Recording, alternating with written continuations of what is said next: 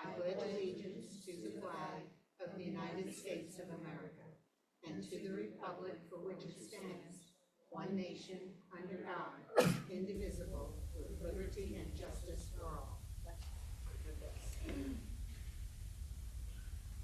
Thank you, Joan. Oh, I guess I can't read in order. So roll call. We are missing Mark Olson due to illness, but the rest of the board members are here. We do have a report out of closed session. Frank?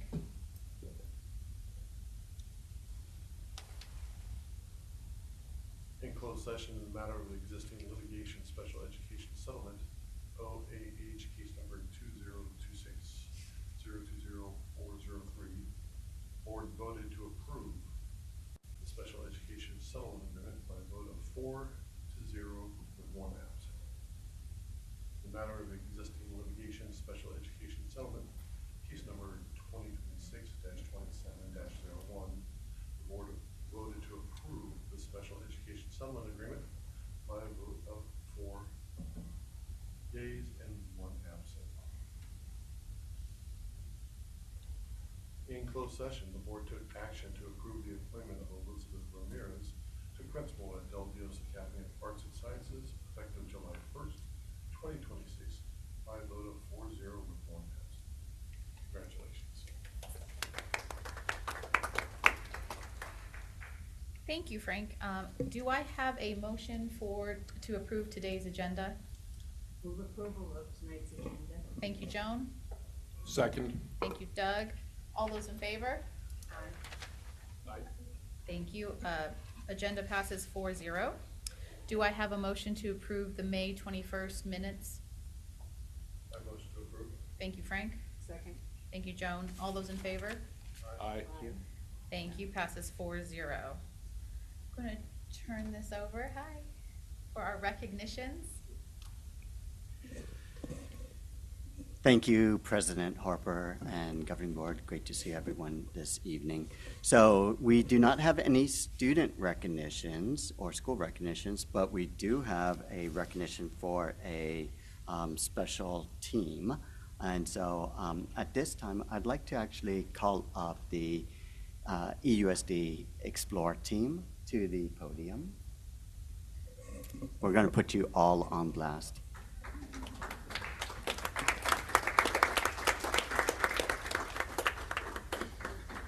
So we are very proud to announce that the EUSD Expanded Learning Team was honored with the Innovative Team Award by the Classroom of the Future Foundation. And this team was celebrated for their visionary impact on student engagement after school at a special awards banquet held at SeaWorld on Thursday, May 14th. The award celebrates the team's transformative work in turning traditional expanded learning hours into dynamic hubs of project-based discovery. This year alone, the expanded learning team successfully offered over 1,000 teacher-led and vendor-led classes after school, served over 11,350 students across all 23 EUSD schools, focused on educational innovation, community partnerships, and student-centered career readiness. So the team's very busy right now because next week's summer program launches with just under 2,000 students participating across 5 sites in 6 different programs. And so this is obviously a team that is near and dear to my heart. I've watched the program evolve, and the dynamic team at this point is just doing an extraordinary job. They're recognized throughout the county as a leader in the ELOP, Expanded Learning Opportunities Program, and it was just wonderful to see this team getting the recognition that they so well deserve. So we took back their award, so at this time I'll bring you over their award so they can have it back, as well as this certificate, and just wanted to take a moment to recognize the team for their incredible work.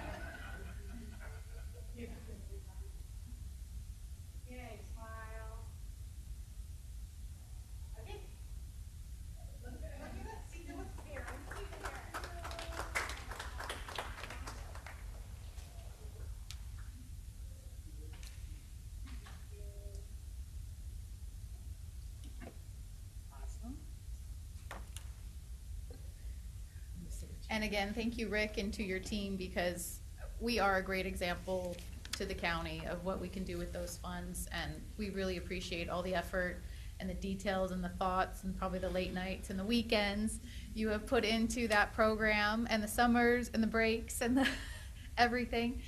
So we really appreciate it, because it really does create a tremendous opportunity for our students to experience other things, and experience new people and new ideas, and we really appreciate it. Thank you. Oh yeah, you guys can go if you want to go get ice cream. Yeah, absolutely, you deserve it. You're allowed to leave. You do not need to stay for the budget presentation. All right, on to public comments. We have 3 public comments for tonight. Tay, do you want to start? Yes. Yes, just go up to the microphone. Yeah, oh, absolutely. Thank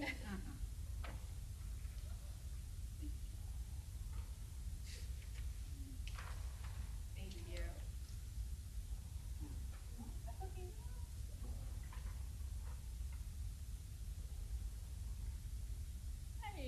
Good evening, everyone.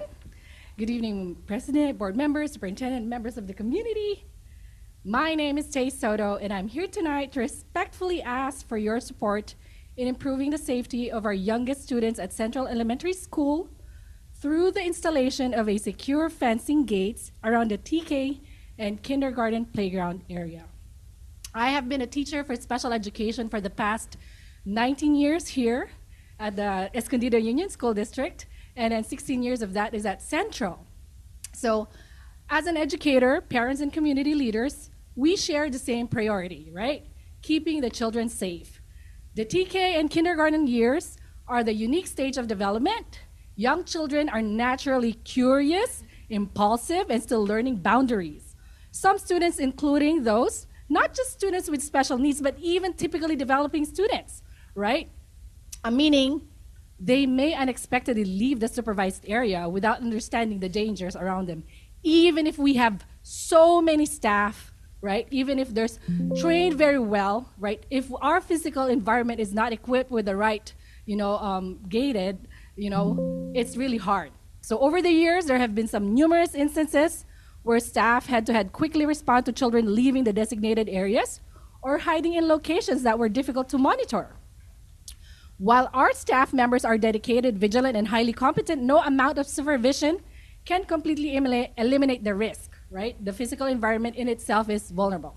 So as a secure playground gate is not simply a convenience, it is a critical layer of protection. I believe that this whole school year, it was mentioned a few times, right?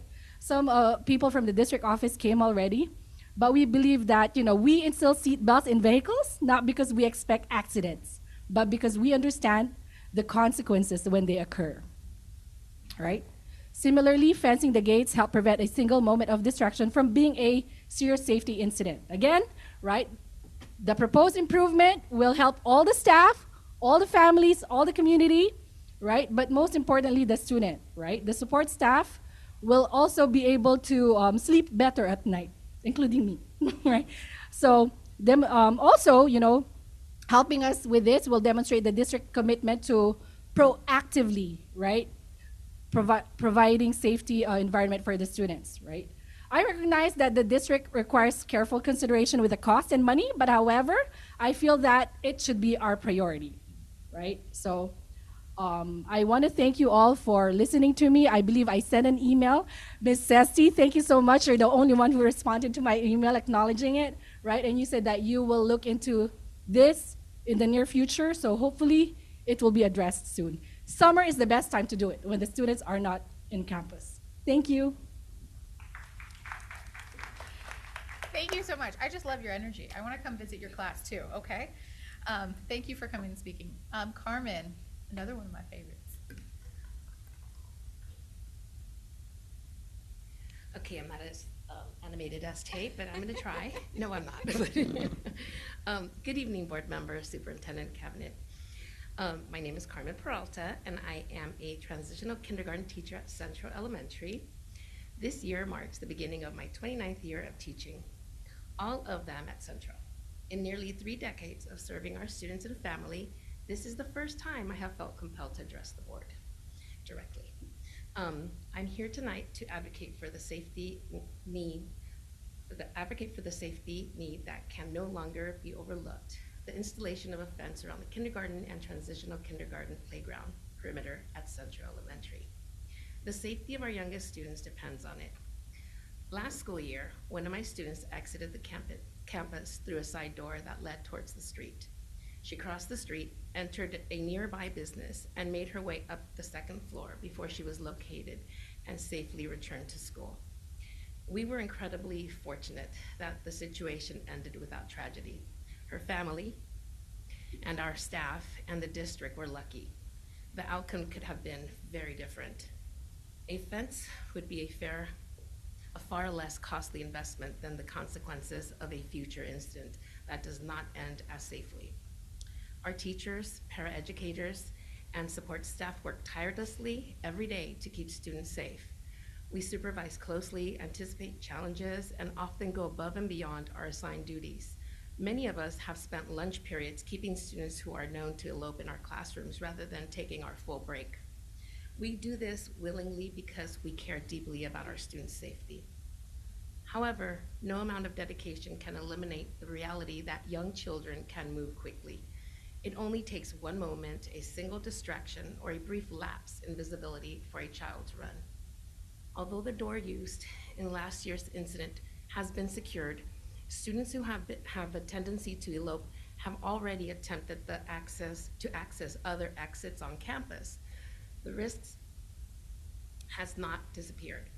A fence would provide an additional layer of protection and significantly reduce the likelihood of another child leaving the playground area. I would also like to briefly mention another safety concern. The special education staff who supervise students during recess and lunch often do not have functioning walkie-talkies to communicate when a student elopes. I understand budget constraints exist, but reliable communication equipment is essential when responding to student safety, a safety situation. Looking ahead, this concern becomes even more urgent. Next year, Central will be adding 2 special education kindergarten classes. We already supervise students who are prone to elopement, and many of those students will continue in kindergarten. As our students' population grows and supervision demands increase, so does the need for preventative safety measures. To my knowledge, Central Elementary School is the only school in the Escondido Union School District without a fenced kindergarten and TK play area. I respectfully ask that you prioritize this project as you consider the upcoming budget. I am proud of the work our staff does every day to protect our care and care for our students, but we should not have to rely on luck to keep children safe. Please help us address this safety issue before more serious incidents occur. Thank you for your time, your consideration, and your commitment to the students at Central Elementary. Thank you, Carmen, really appreciate that. Gwen Smith? Happy summer to all of you. I want to thank the cabinet and the board. I'm here just tonight to put something on your radar. I want to be solution-minded here, but as a general ed teacher in the classroom, we have paras that work here, and we do not have any designated time to communicate with our paras. And looking at the budget and seeing the amount that we spend on paras, imagine for a moment being in the classroom, the bell rings, the kids come in, and then I have 2 paras in, and I have no time to have 1 ounce of conversation with them. And I've put that out there, and the response I've received is that we just don't have designated time. And I want to utilize my paras to help the kids' success. And I can't do that if I don't have time to talk with them and get feedback from them. And I was a para before I became a teacher. We have paras right now that are going through college to become teachers in our district. It's respectful to them. And I really, again, just want to put that on your radar. What's the solution so that we can meet with our paras? I would ideally love to see it trimester, just 3 times a year, check in.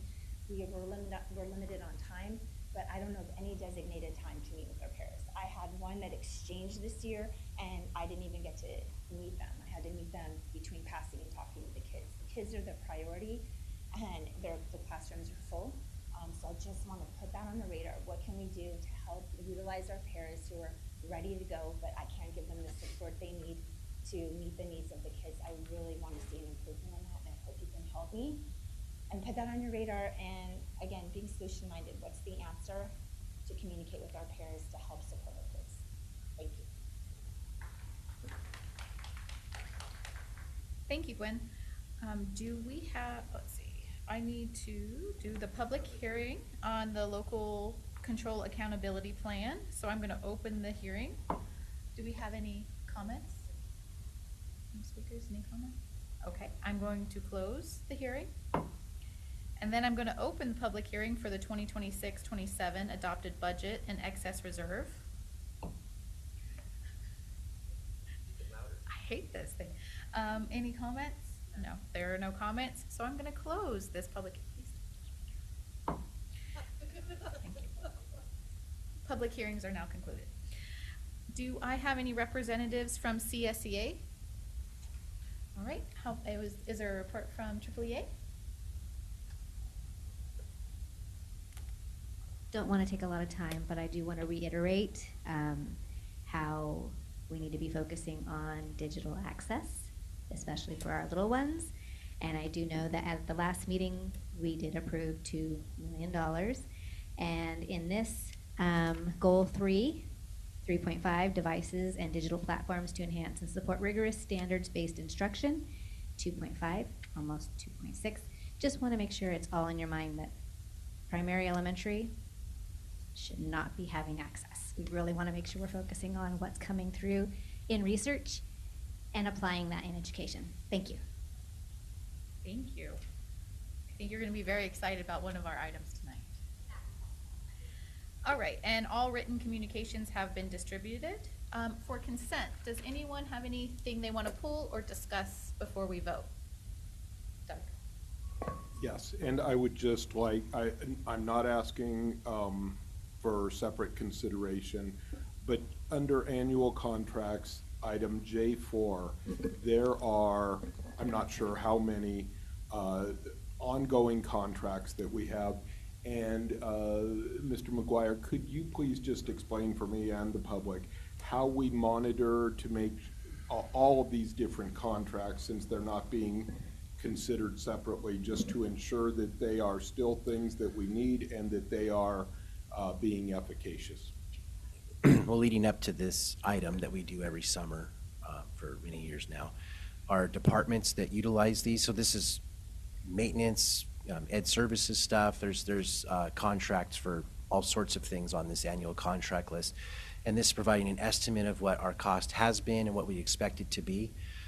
Not everything on this list would be issued a contract immediately. It might be come up as needed. There's like some maintenance things like that that are on there that gives us the authority to issue a contract if that need or does arise. But each of our directors of our departments all the way up into our cabinet would look at all of our vendors and determine whether or not there's something that's needed or not. And I do understand that there's things on that list that would be part of a discussion later in this meeting, perhaps in a committee, and other things like that. But our directors and assistant superintendents in our district, as well as our coordinators, are evaluating who we're working with to provide those services that go beyond our capacity when we have to contract those things out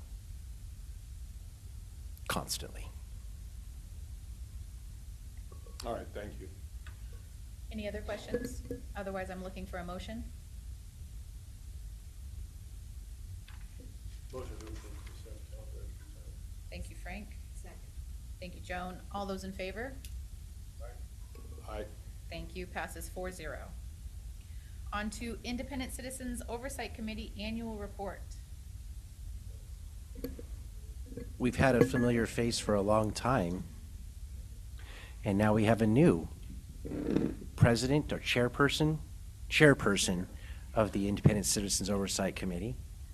Suzanne, would you like to give us your report? I do. Thank you very much.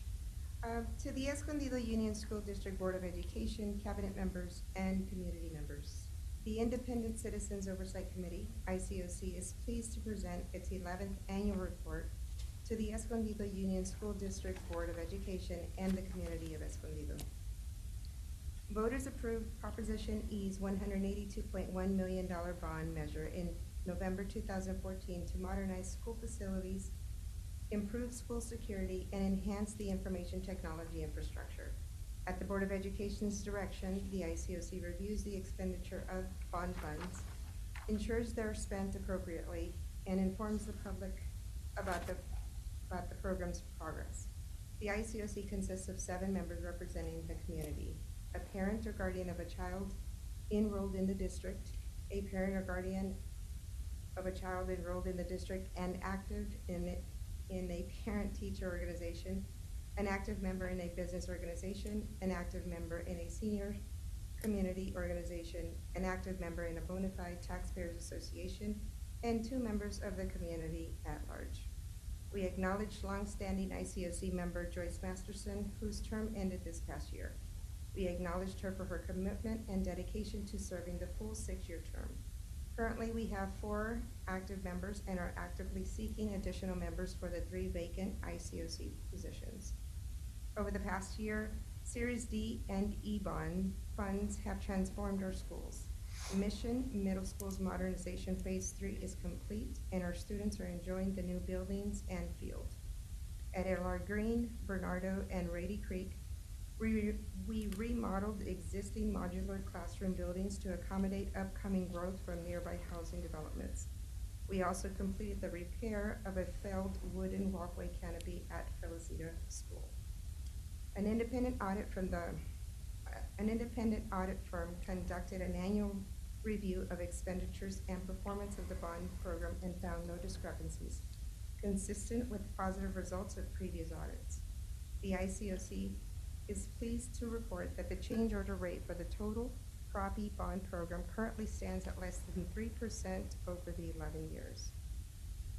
The ICOC commends the district for its transparency, dedication, and meticulous work in meeting the bond's objective, reportings, and presentations. We take pride in being part of a community that is deeply invested in the progress and growth of our schools. We eagerly anticipate the continued transformation of our community through the remaining bond funds and future projects. Respectfully submitted, Susan Alcaraz. That's me. Thank you. Thank you. Thank you so much. I know I've said it before, but I really enjoyed your oversight committee meeting and how diligent everyone was in that meeting, making sure the right decisions were being made. So thank you again, and thank you to the committee. Okay, on to the 26-27 budget and local control accountability plan update. All right, I'm going to let Mr. Oser and Mrs. Cagle assemble themselves by the podium. So every year at this time, at this meeting, the first meeting of June, we present the LCAP as well as our budget. This is a 2-meeting process, so tonight would just be the presentation of the LCAP and budget for our plan for next year. At the next meeting, it would be up for vote for the board to then vote to adopt those 2 items. So without further ado, I'll turn it over to Rick. Once again, thank you for the opportunity. Good evening again, Board President Harper, board members, Superintendent McGuire, cabinet members. It is an honor to be here with Assistant Superintendent Cagle to present today's LCAP as well as adopted budget report. So before we dive in, we wanted to take a moment to just highlight the great work that's happening across the district as we focus on deepening and aligning our instructional focus. So we've been using this flow chart with our instructional leaders, our district leadership team, and wanted to highlight the relevance of this flow chart. So we know that we have our North Star, our shared values and beliefs, and that's represented in the district's vision and mission, and documented in the framework for the future, which captures the learner profile and the learning model. So this is the work that drives, these are the models that drive the work throughout the district and help put in focus what teaching and learning should look like in all of our classrooms. We continue with this flow chart around the topic of clarity. So ensuring that there's clarity around positive learner outcomes. And then we get to this very important, relevant aspect of coherence. So it's not enough to have everyone on the boat. We need to have everyone in the boat with oars in their hands, rowing in the same direction, in sync with each other, and going in the correct direction. And that is where our North Star is pointing us. That's been a lot of the work with our principals and leadership team this year, is getting to coherence. It is also essential to have opportunities for growth and to build capacity, which leads to accountability and interdependence. In essence, interdependence is the greatest form of accountability, which is an essential ingredient to collective efficacy. And we know that collective efficacy, the belief that we control the conditions for our student success, is the greatest indicator of or contributor of student achievement. There's extensive research around collective efficacy. And so we close the cycle with refinement. And that's the work that we've been doing. And that's a big part of tonight's LCAP presentation and budget presentation. Continuing to refine and eventually actualize the limitless potential of every learner. And so with that said, we're going to jump into the 26-27 LCAP. And it's important to note that we are in the third year of the LCAP cycle. Every 3 years, we, in essence, start over. We gather new information. We continue to reach out to our stakeholders, which we also did this year. But we go deeper, and we start with a blank slate, and then we reestablish the LCAP. So since we are in the third year of the LCAP cycle, the goals and actions must remain the same, constant. However, the funding, as in previous years, may change.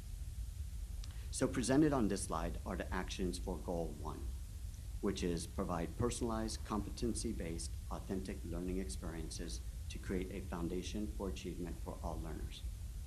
And it's important to point out several changes to last year's LCAP. As I mentioned, the goal and the action will stay the same. However, the funding and the funding source or the funding amount may change. So I wanted to first point out 1.1. So we're going to continue to actualize our framework for the future, developing our learner profile and learning model with a greater focus on competency-based learning. The difference here is in the past, we had a contract with an outside organization, and we will not continue with that contract. We are going to, that work will be district-led as we continue to support the 15 of our 23 schools that are in the redesign process and bring on a fourth cohort. So we're going to continue to support cohorts 1, 2, and 3, but internally, and we are going to bring on a fourth cohort. The fourth cohort will engage in the redesign process. However, we have 3 elementary schools that have already been working with their educational partners, their stakeholders, and have determined that they are interested in becoming AVID-focused schools. So becoming school-wide AVID programs, which is a really ambitious, robust endeavor.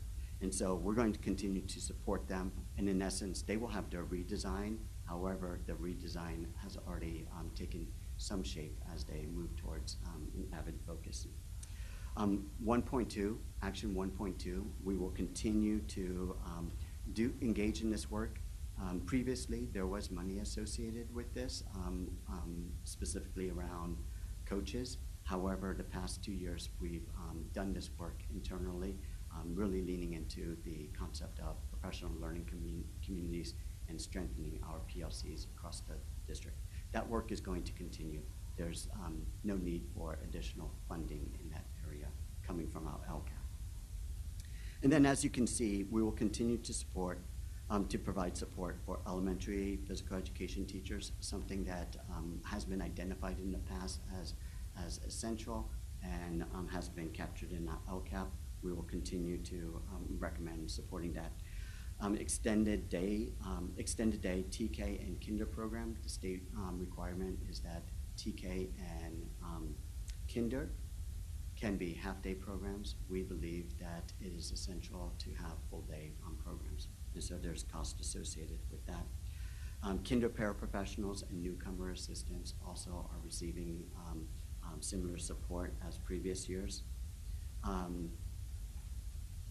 In addition to other funding streams, we have also allocated funds for professional development for English learners, and this is actually a requirement of the LCAP. And then finally, funding for homeschool program and Limitless Academy will continue as we will fund will continue as well funding for middle school AVID, curriculum and instruction, and special education supports.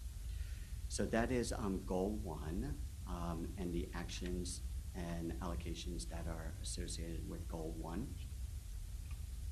Moving on to goal 2, which is build a culture centered on whole learner outcomes, including engagement, social, emotional, cognitive, and mental health needs of learners. On this slide, there are the first 10 items of goal 2. The next slide will include the additional items.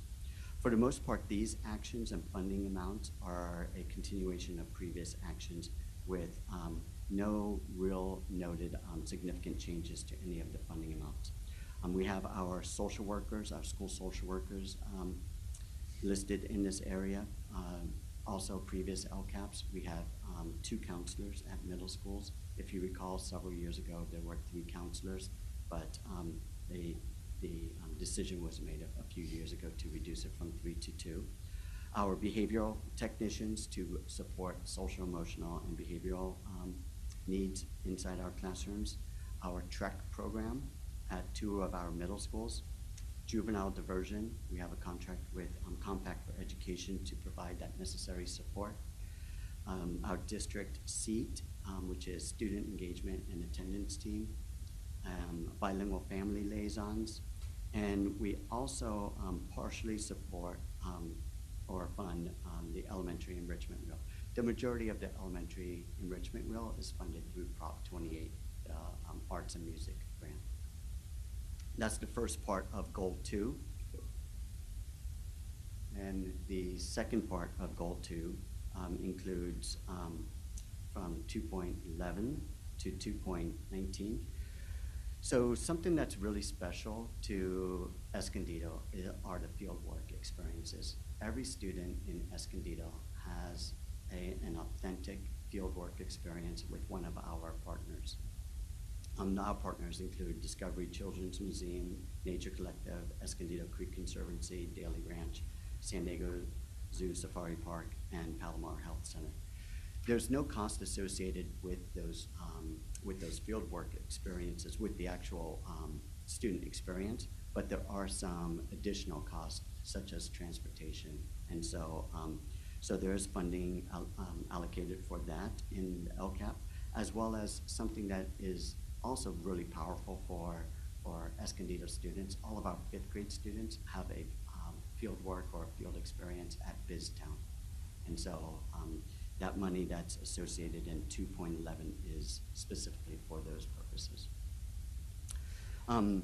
There, in the proposed LCAP, is funding for elementary music teachers. 2.13 is instrument repair for our elementary music program and middle school music program, as well as new instruments and transportation costs. We also have an additional funding for an additional roving social worker and counselor. This is not, just to call out, this is not for our social worker that's associated with Project Success. Alice Coronado, that's actually funded through a different funding stream. We have funding for gate screening in our LCAP, proposed LCAP, and that's for all of our 2nd grade students, as well as any student whose family or teacher is recommending that they are screened for a gifted and talented program. 2.16 is our Welcome Assessment Center for families of English learners. This is vital, where they gain essential information about the community as well as the dual language programs. And then 218 is our district school website and communication tool, which is ThrillShare. And then finally, 219 is integrated student services district supports. And so this is for the supports that provide those valuable essential resources. Our wonderful ISS department, directed by Director Smith, who's in the audience. Moving on to goal 3, which is to ensure enabling conditions are in place for a shared vision, enabling policies, resource allocation, trust, and safety. And so, for the most part, these items have relatively stayed the same as previous years. I do want to call a couple of important points. So 3.1 is for the 3 days that are non-student days for our teachers as they prepare and plan for the school year. That's designated here. Of course, there's 3.3, which is, 3.2 is no longer being funded, and that is minimize the number of combination classes. That was an LCAP action item in previous years, and is no longer an LCAP item. 3.3 is degree stipends for our EUSD employees. And 3.4 is part of our NETS program. So some of the funding is also through Title II, but there is also funding in our LCAP for items that are part of our NETS program, which is a central, vital part of the EUSD experience as we support new teachers to the profession. We have 3.5, which is our devices and digital platforms. And obviously, this is a topic that we've been talking quite a bit about. I know we're going to continue to work on this topic. It's essential that we dedicate time on this topic and really reevaluate the role of technology in our classrooms. The role is not for consumption, it's for production. This is an opportunity to actually take our students' learning opportunities to a higher level. And so we will definitely dedicate time and energy in ensuring that we're maximizing our technology resources. 3.6 is our data warehouse. And just a few minutes ago, through the consent agenda item, the board approved the change from performance matters to link it. And we're very excited about the possibilities around link it. Performance Matters had its purpose. It stored our data. However, it didn't really support the use of identifying interventions and progress monitoring. Link It is going to be revolutionary because it's really going to not just store our data, our student assessment data, and all the programs that our students are in, but it will also allow us to identify students who need interventions and work on progress monitoring, especially around students who need Tier 2 and Tier 3 interventions. And we'll talk about our MTSS in just a moment. So we're excited about the change there. And then rounding out, we have our funds associated with enhanced noon time duty support, safety crossing guards, and our security camera monitoring systems, as well as our health tech additional hours and additional school nurse. And then finally, monies are allocated to the school sites for their use as well. So we know that the LCAP captures a lot of the work that's happening in the direction of work that's happening throughout the district. However, we wanted to take a moment and share the good work that's happening across the district, and we took some time to capture this in this image, and do have to share that AI did support in developing this image, but it was something that we have really been hoping to do We have lots of amazing initiatives in EUSD. And these initiatives can either be standalone initiatives or they can come together and be intertwined with the goal of supporting student success. And that's the work that's been happening throughout the district and will continue to happen. We have our preschool through third grade initiative. That's something that's near and dear to my heart, as well as we've actually just heard from a couple of preschool and TK teachers the importance of that work as we give our students their first step into their educational career. Literacy is as obvious and necessary, getting a lot of attention, and the state is really emphasizing the importance of literacy and putting funds to it. We'll talk a little bit about that in another slide in a moment. But you can see all of the different initiatives, community schools, redesign, our work around English learners, multilingual learners, technology integration, multi-tiered systems of support, PBIS, standards line instruction, project-based learning as we bring the learner profile to life. And so you can see all of these initiatives. The work that has been happening and needs to continue to happen is to see how they're all interconnected. These are not standalone initiatives that are just for the purpose of their own existence. They're all designed for student success. And so we created that image, and we're going to continue to use this image with our leadership team as we really braid together the different initiatives into one common goal, which is around student success. So with that, all of these initiatives need a high level professional learning focus. And I shared previously the importance of that focus, clarity, and coherence. And if you recall the next box, I'm not quizzing anyone, but the next box was opportunities. Professional learning is where a significant part of those opportunities come about.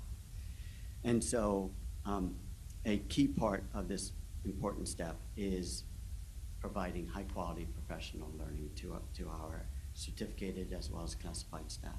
This is how we strengthen the threads of our student success road.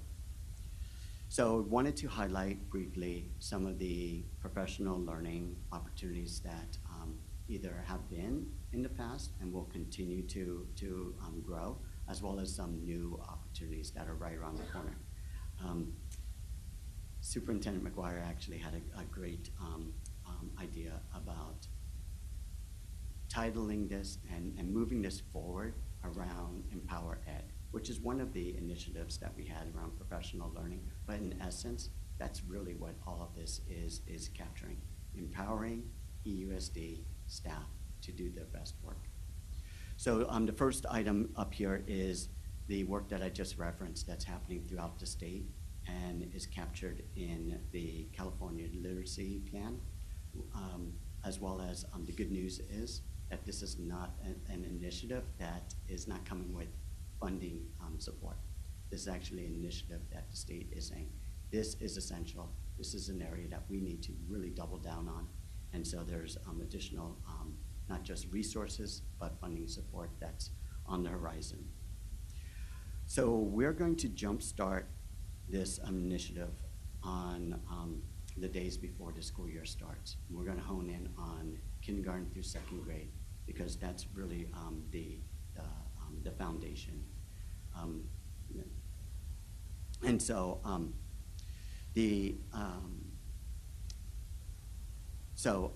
in addition to the Literacy Institute, which is a 2-day training for our K2 teachers, we already have about 100 teachers who have signed up for this opportunity, which is fabulous, considering that it is during their summer, and we'll cut their summer a bit short. And through this, we'll actually start to engage in that work around the California's literacy roadmap. We're also excited to share that we have 2 more schools that have just received the Literacy Coach Reading Specialist program grant. And so now we'll have Lincoln, Pioneer, and Central with a full-time literacy specialist at their school supporting the work working side by side with teachers in developing their skills as being literacy specialists, literacy teachers. Through a partnership with San Diego County Office of Education, and this is pending board approval because we'll be bringing this to a future board meeting, we have an opportunity to partner and participate in the PAL grant. And that is a great opportunity to get really some teachers expertly skilled in being literacy teachers.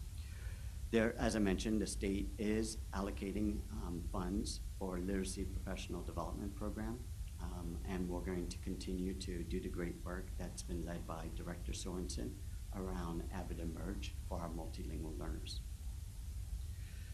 In addition, we identified that there needs to be continued learning engagement around social, emotional, behavioral development. So once again, this summer, we're going to spearhead this work. And really, it's a continuation, but it's a deeper dive with our Behavioral Health Institute. That's a 2-day training as well that will happen in the days before the school year starts. And as I mentioned before, we have our Empower Ed, so that's also in the days before the school year starts. And that's the focus has always been around differentiated core instruction. We're going to continue that work. I'm really leaning into Tier 1 and Tier 2. As I mentioned, early childhood, there's been great work happening around the preschool transitional kindergarten learning foundations, the new shift in what our preschool and TK classrooms should look like and feel like, specifically around developmentally appropriate practices. We'll continue that work. And as I mentioned before, redesign. That work is going to continue. It's just going to be internal. And there'll be greater emphasis on the competency-based learning, which is one of the parts of our learning model. Innovative instructional practices. This is, the good work. This is actually bringing our framework for the future to life. Work around project-based learning, leveraging technology to increase inquiry, critical thinking, and collaboration. So moving away from consumption and more into production and collaboration. And then finally, the last item here is deepening our instructional leadership practices. So we started last year engaging in learning walks, instructional rounds, where instead of just learning sitting at a table with our principal colleagues, actually going to the schools, visiting classrooms, calibrating our instructional focus, and being critical friends with each other around a problem of practice that a principal is working on, specific to instruction. And all of this happens through collaboration through the administrator dashboard. That's the tool that we're using to help principals reflect on their practices, on their success metrics, and really have a very targeted focus on improving student outcomes. And so the last piece here, I actually brought a prop. Often if you see me in the district office, I'm walking around with this prop, which is a little dangerous because it's sharp at the top of the pyramid. But this really represents the good work that's happening across the district around a multi-tiered system of supports. And there's 4 sides to this. Obviously, there's the academic face, the academic side, and supporting our students who need Tier 2 and Tier 3 interventions. But the key here is actually really strengthening our Tier 1 practices. Our first teach needs to be the best teach, and we need to be planning in anticipation that some students might need additional supports. The other sides of our pyramid is behavior, social, emotional, mental health, family and community service, and attendance. And this is a good reminder of the importance of intertwining our initiatives. So we have our community schools initiative. It's based on our multi-tiered system of supports. PBIS is based here. Our literacy initiative, all of our initiatives can connect back to the importance of multi-tiered system of supports. And as I mentioned before, the value of professional learning communities. And so that's the work that's been happening. Making the connection between our PLC, there's been a lot of emphasis on that, a lot of support, as well as our MTSS. And so now with the new data management system, I know our directors and coordinators are excited about that. It's just going to help us do the work in a more effective and efficient manner. And so with that said, I know that we're going to transition over to Assistant Superintendent Cagle. Do we want to ask Yeah. questions now, or?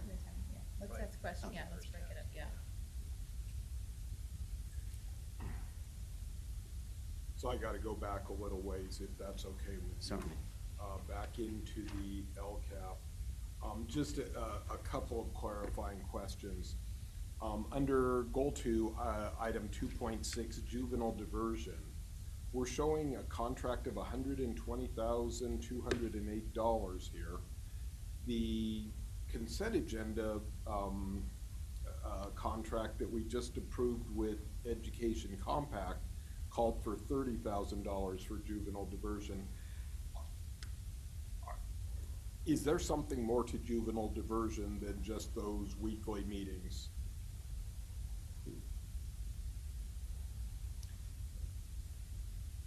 Okay, Assistant Beautiful. Superintendent Cagle knows that answer. All right.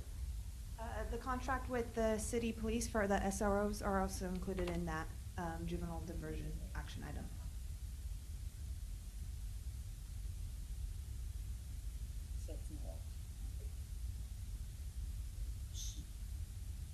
So the contract we just approved with the Escondido Police Department, I believe, is $180,000, because there was some sticker shock when I saw that, but.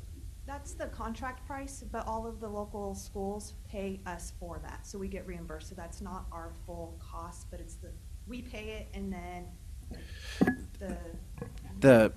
All the local school agencies, the private schools, the high school district, the charter schools, we all split the cost of one of our SROs here in the city based on our enrollment.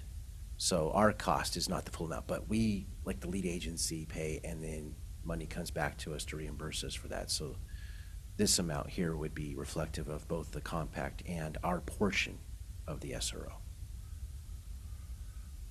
Okay, so this is more juvenile diversion and student safety. Okay, all right, thank you.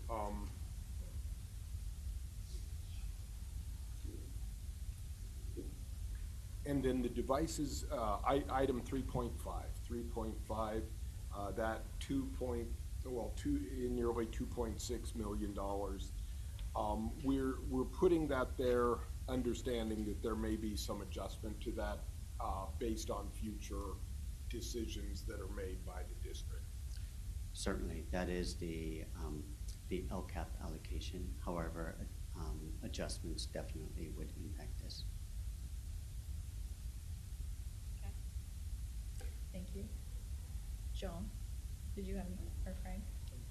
Okay, I just had a quick question on when you talked about the PDs that you're offering and that only 100 have signed up for them, because those are paid correctly. If they go to any of these PDs, they get paid the hourly rate for that as well.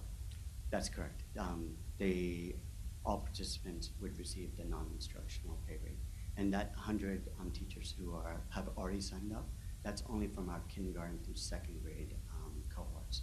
And so there's obviously more than 100 kindergarten through second grade teachers, but that's actually a significant amount of our K-2 teachers. So then what happens when, my problem is what happens with those teachers that don't attend? I understand it's summer, absolutely. Yes. I want all my vacation days, but, for the learning that they're not getting the professional development, what happens with them? Definitely, great question. So as I mentioned, that this is the catalyst or the first step of a multi-year initiative around literacy instruction that's going to be much deeper than just a one-and-done institute. This is for the teachers who participate in this training. They're going to have a jump start on the work that's going to happen over the next several years. We just hired a literacy TOSA who's going to work with our ed services team to support the work. As I mentioned before, also the state of California is providing funding around literacy program professional development. In October, there will be a list of programs or agencies or approaches that the district can select from, and then there'll be funding that will also come that will spearhead that work. So this is just the first step around something that's really new, which is the literacy roadmap, as well as I included there, was the work that's happening at three of our schools with the literacy specialists who are there. So there's going to be a lot that comes about around literacy instruction, improving learner outcomes. We're starting with K2 because that's where it all begins. And so once we dedicate time and energy to strengthening our K2 literacy program, then we're going to move up to the grade levels and really thinking about literacy in the content areas as well. So first step is the Literacy Institute, but it's definitely not the last step. And the team, the Ed Services team, has been working on this topic for quite some time. And all of this was really spearheaded with our reading difficulty risk screener team. So if you remember, we put together a pilot team to explore and to finally make a recommendation for we're calling them RDRS, our RDRS important screener. So that started it. That pilot team evolved to the RDRS implementation team as they supported their colleagues, their kindergarten through second grade colleagues, with implementation of our adopted screener, which was Amplify. That team has now evolved to our literacy leadership team. And so they're all invested in continuing to support the work, not only at their school sites, but across the district in this area of literacy. So definitely first, even though literacy instruction has been a priority for quite some time, this is a rebirth, re-energizing around literacy instruction. And I appreciate you assembling that team as well, because I think the feedback from the teachers is very valuable in how we implement everything. Because I know with that screener, we did get a lot of emails from teachers, but I think since it's been implemented and since they've kind of seen a little bit of the benefit from it, I think that my emails have decreased on that. But even the feedback from that committee and how you've implemented it is helpful. And again, I think that your rope visual is very important to show how robust our programs are here at the district and what we can offer families and our students. And that's not even all that we do. So but it's a great visual of how they all need to tie together. But again, what we are able to provide for our students. So thank you so much. I appreciate your presentation. You're welcome. And now for my colleague, Assistant Superintendent Cable.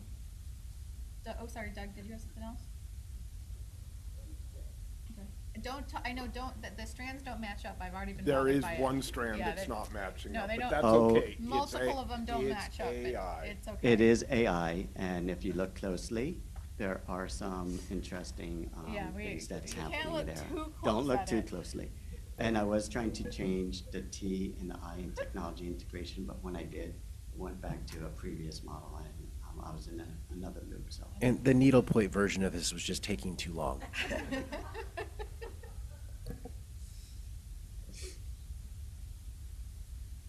Good evening, President Harper, board members. Tonight, we're going to start off with our estimated actuals. Estimated actuals sets the stage for the proposed 26-27 budget. This year, there has been significant changes to our budget since we last saw it at second interim, which was as of January 31st. As always, we've done the math for you, and we will walk you through the changes. For unrestricted revenue, there was an increase due to the increase in interest revenue. Interest is dependent on the ever-fluctuating interest rates and the cash that we have in the county treasurer. This gets adjusted throughout the year. There's been a decrease in salaries due to vacancies. Each year, a position is budgeted with the assumption that the position will be filled for the entire year. That's not always the case as positions become vacant throughout the year.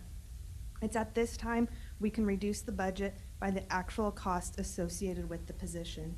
This is a one-time in nature reduction to the budget at the end of the year, as in the proposed budget will have the amount for the entire position. There's been a decrease in the AB 12 sexual molestation self-insurance. Since this law was passed, we have had to pay an additional premium each year. That premium has ranged anywhere from $300,000 to 1.2. I believe 1.2 was last year. This year, we're not being assessed that additional premium, and we took it out of the budget. I have it in the budget for next year. Since there's still litigation going on, not sure if we'll be assessed another $1.2 million of a premium. With phase 2 of solar going online this year, we've been able to reduce our utilities and then our EUSD plan. As the fiscal year winds down, we're able to move more unrestricted expenses into the restricted expense column, utilizing all of our available funds. For transfers in, there was an increase from Fund 1742 Mackenzie Scott interest earnings to pay for the Twig Science adoption that we just did. And then for special education, there was a decrease. A few years ago, there was a steady increase in expenditures, and we've just continued to maintain that budget. It seems as though Patrick and his team have made it their goal to stabilize expenditures, and they successfully have. We were able to reduce our contribution this year from the unrestricted funds. Any questions? Attendance recovery. This year was the first year of being able to implement an attendance recovery program using our ELOP funds. So far, we were able to capture 88.89 ADA through April. Without the program, our ADA would have been 93%. It is now 93.66%. We are currently funded on the greater of the following: current year ADA, prior year ADA, or the 3-year average. Because the district is currently funded on the 3-year average, the recovered attendance this year, we don't show an increase in revenue at this time. The 3-year average started during COVID to prevent districts from going off of a financial cliff. The chart shows that our funded ADA is significantly higher than our actual ADA. Although we didn't recognize new revenues this year for this program, the higher ADA will factor into our 3-year average and will eventually be funded for the higher ADA. Our proposed budget. Everything we just went over sets the base for the proposed 26-27 budget. The state's budget then becomes the building blocks for our budget. The district's budget includes the statutory COLA of 2.87%, the increased COLA and 20 cents to this mandated block grant, a special education base increase of $423 per ADA, a one-time student support professional development grant of $6.3 million. This grant was originally intended to be fully discretionary. We were going to be using our EUSD plan to offset our unrestricted expenditures. However, the legislator is suggesting that there be some restrictions tied to addressing declining enrollment. We'll have to see what that comes to be.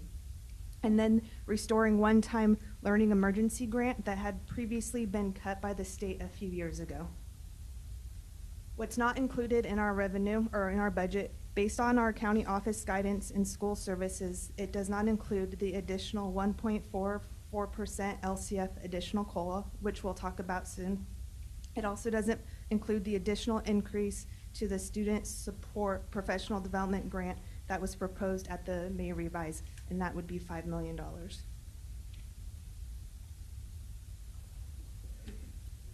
The LCFF investment COLA is more like an unfunded mandate.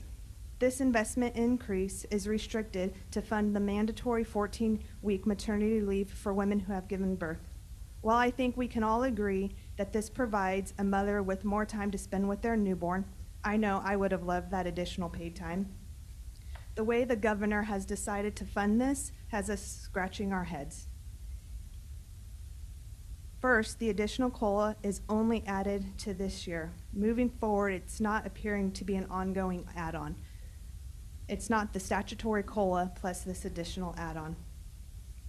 Even though COLA compounds annually, we will see a slight increase year over year. However, declining enrollment negates any potential revenue. While revenue is one-time in nature, the expenses are going to be ongoing. There has been an average of 30 certificated staff and 25 classified staff who would qualify for this leave. The estimated costs for those subs is approximately $660,000 annually. Another factor that the governor didn't take into consideration is that a certificated sub can only sub in a class for 30 days. This creates instability in the classroom, as during this leave, there would be a minimum of 3 different subs to cover. To provide our students with the best learning environment, we would likely hire temp teachers to cover the leaves. An estimated cost for a temp teacher is $110,000. The additional $2.6 million that we'll be receiving for this additional COLA will only get us through a couple of years of leave, making districts pay the ongoing cost while the state chooses to inadequately fund it. Any questions?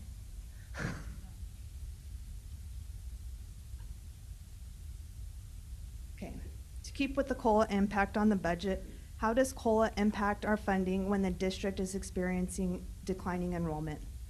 The statutory COLA is applied to the LCFF base, funding per enrollment in ADA. It's not a COLA increase to the district's prior year funding levels. With declining enrollment, the district's realized COLA is 2.14% versus the statutory COLA. The graph represents that funding.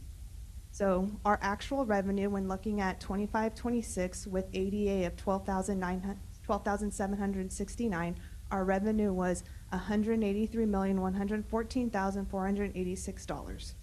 Our estimated revenue for 26-27 with our declining enrollment is ADA of $12,718 for a revenue of $187,127,304, giving us an increase of $4 million. That changed the realized COLAs, the 2.14%. If our enrollment stayed the same, the statutory COLA would be $187 million. Oh, I can't see that number from that far. Turn my page. $811,527. Indicating that we actually, because we're funded off of our ADA and we have declining enrollment, we lose the revenue potential of $684,000. The ADA that we lost from last year to this year is 50.87.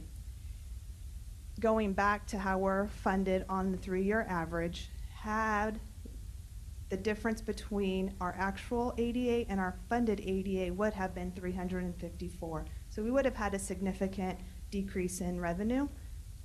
We are not facing that financial cliff with the 3-year average, and it was only the 50 ADA. Questions on this?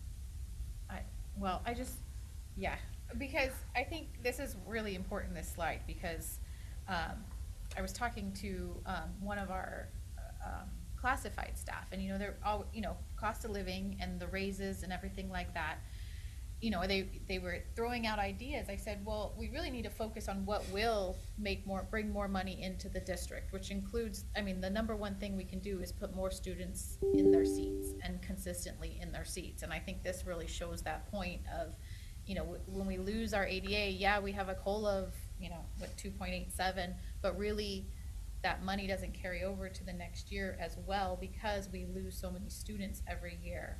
And so I appreciate you putting this slide in here to show that, because again, when I'm talking to people, I really want to explain to them that, our attendance of our students is really important. That can make a huge difference in our budget and what money we have for raises, for insurance, for supplies.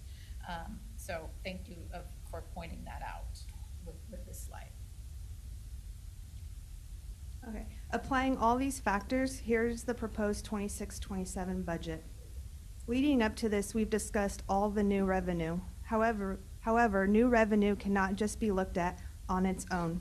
All of the unrestricted revenues need to be taken into consideration, which include the LCFF and state and local revenue. When all the revenues are taken into consideration, the actual increase from last year is only 2.4.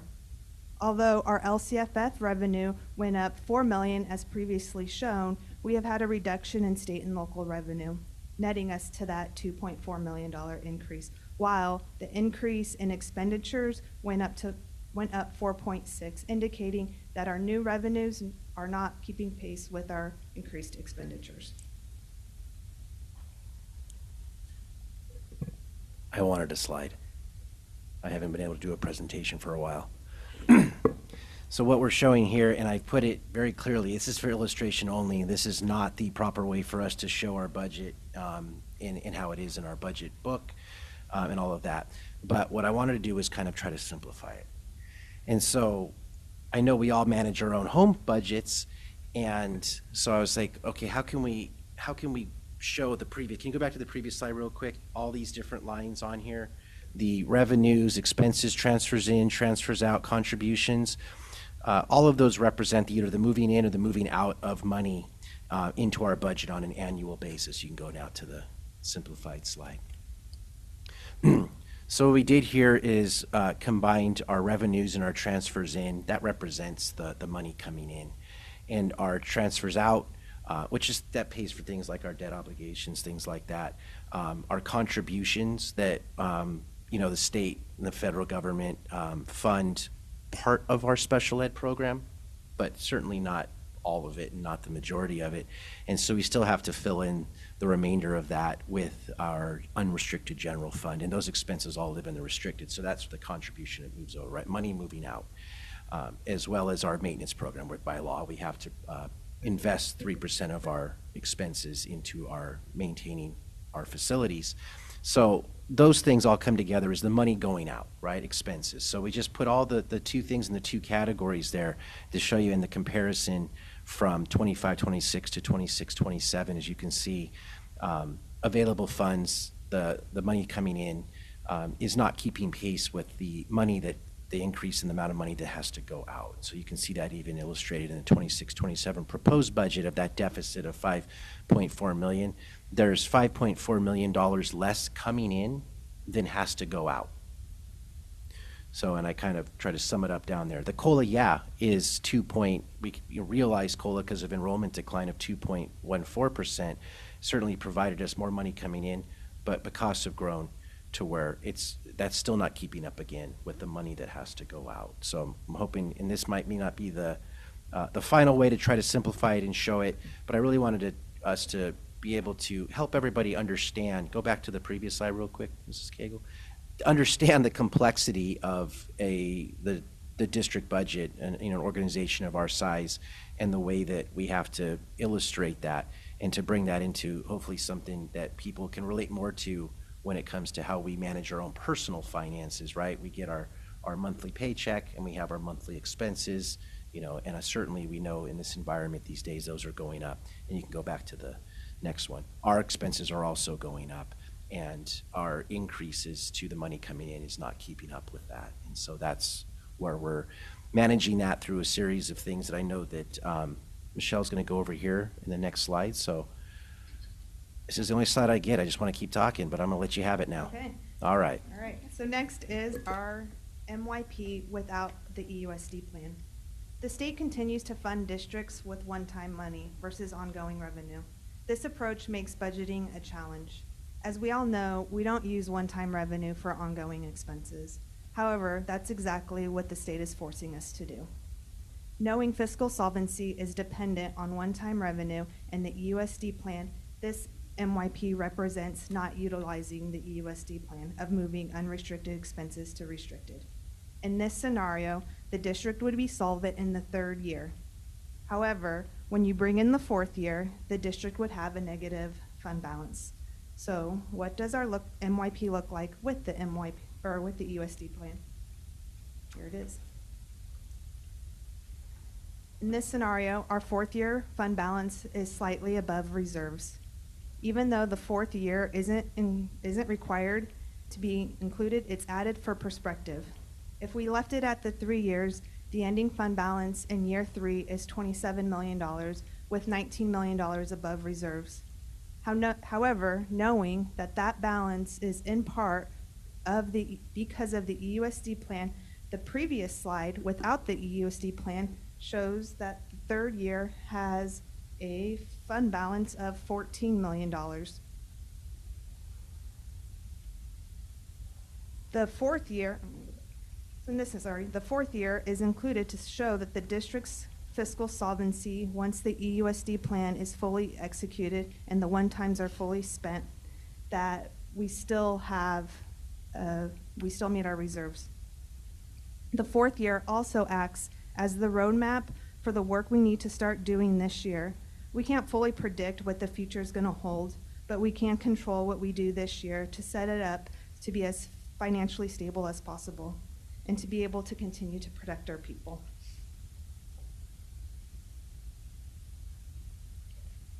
An argument could be made that one-time revenue is like ongoing revenue as we receive it every year. But the reality is we aren't receiving one-time funds every year. After the flood of COVID revenue, we didn't receive one-time funds for 2 years. We didn't receive it in 23-24 or 24-25. In those years, in lieu of new one-time money, the state restored the cuts they had made to the arts and music block grant and the learning emergency recovery. It felt like it was new revenue, but it wasn't. COLA is also another moving target.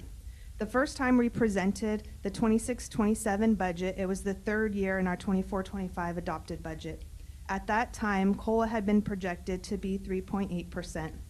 Fast forward 3 years, and the statutory COLA is 2.87. It's gone down. Taking away all the variables that impact multi-year projections, the decrease alone reduced our revenue by $385,000. 3 years ago, we were making financial decisions with higher COLA and higher revenue. All these variables is why looking past the third year and bringing in the fourth year is critical.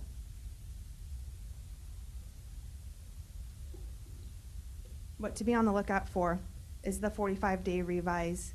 I don't believe the governor has signed it, but I know both houses have agreed to increase that student support block grant by the $5 million that they had proposed at the May revise, and then to add the additional 1.44% on of the LCFF COLA.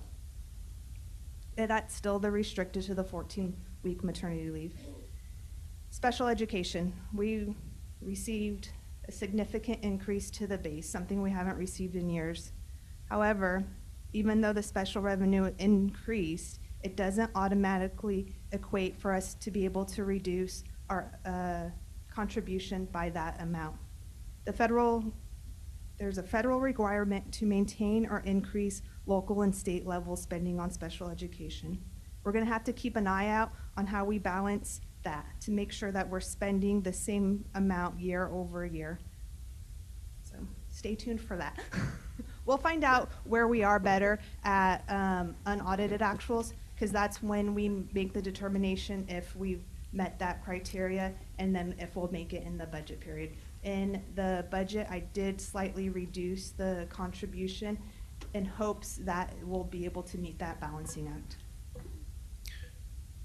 As we go into next year as well, I just wanted something we'll be enjoying together here at board meetings, or some kind of, let's say, mini presentations, mini lessons on some of the aspects that in our budget, because we want to make sure everybody understands how all of this works.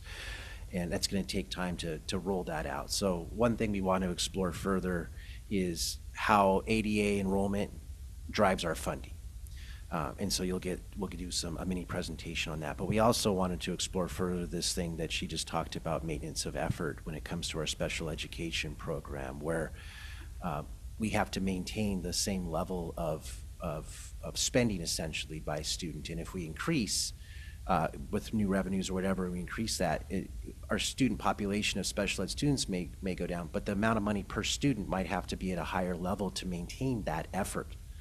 And so, yeah, it sounds on the surface like, oh, it's a dollar for dollar, but it does not translate into a dollar for dollar reduction of our special ed costs when new money comes in. And so we'll do that in future board meetings over the course of next year to make sure we can bring everybody along to understand some of these things that our professionals do every day, so that our community, our staff, everybody very involved and engaged with our school district understands what we understand about what we're doing and why the decisions are made here in the district and based on this understanding we have of it. So you guys have any questions for Mrs. Cagle?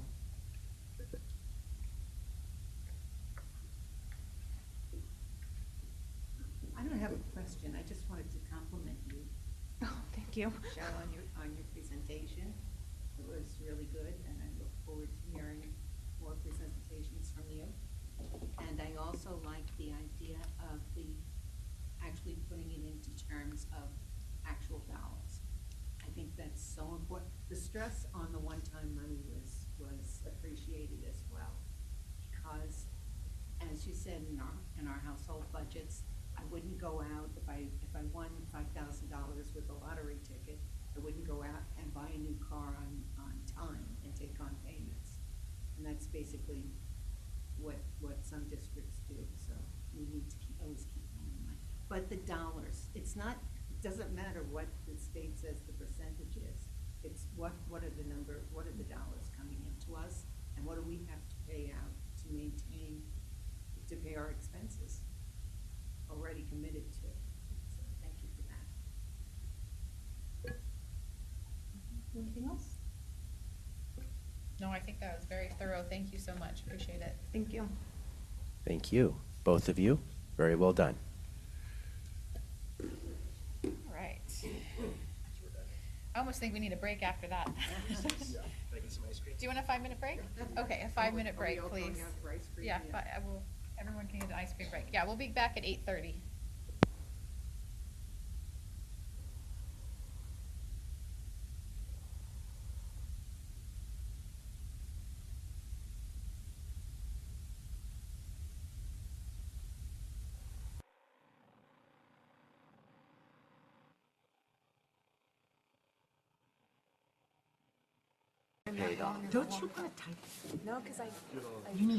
All right. All right, I'm going to reconvene the meeting. Can you hear me? Okay. Can we do the Okay, I'm turning it over to Human Resources. Okay, so. Escondido has one audiologist, and we are one of 3 in the whole county. We have one of 3 audiologists in the county. The other is at the county office, and then one at San Diego Unified.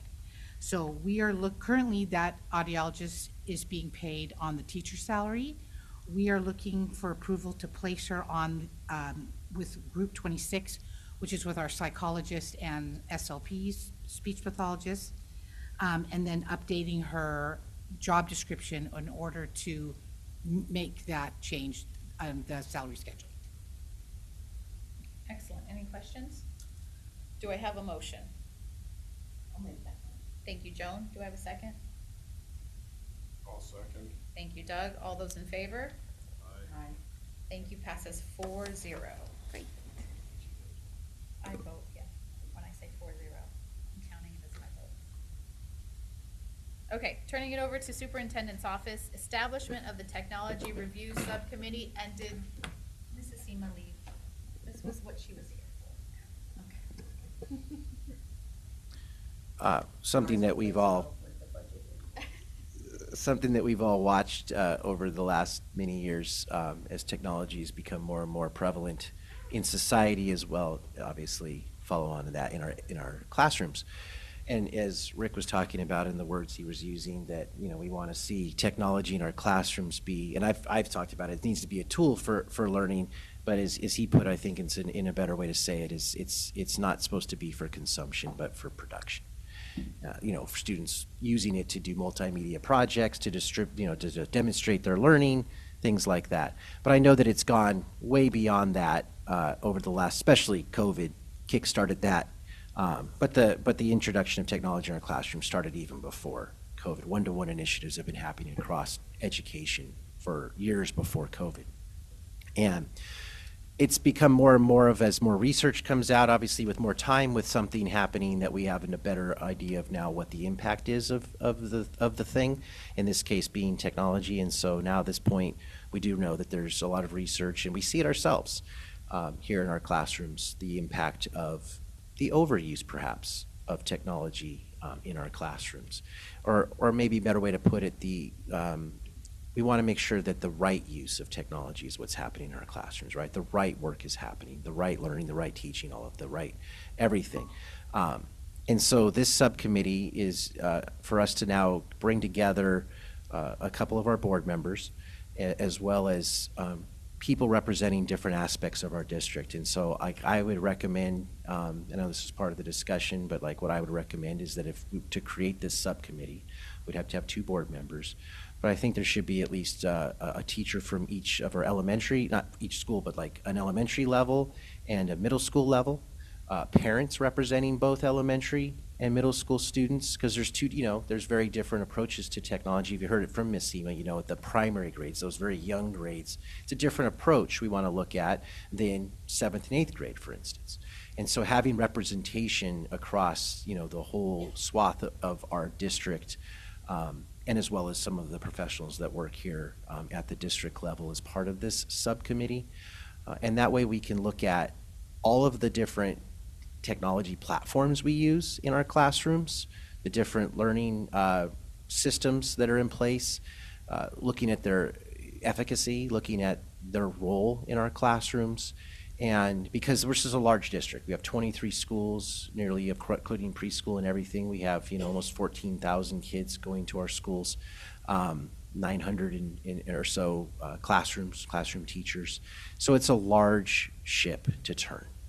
And we want to make sure we do this the right way and not a snap change to what we're doing and having to adjust to that rapidly, because then that could have a lot of negative consequences too. So we want to make sure we look at this in a smart way with all the right people around the table to analyze how can we better use technology in our classrooms, at what classroom should we use technology in, and making sure that when we get to the end of that, we can redefine the use of technology, and perhaps there might be some things we don't do anymore.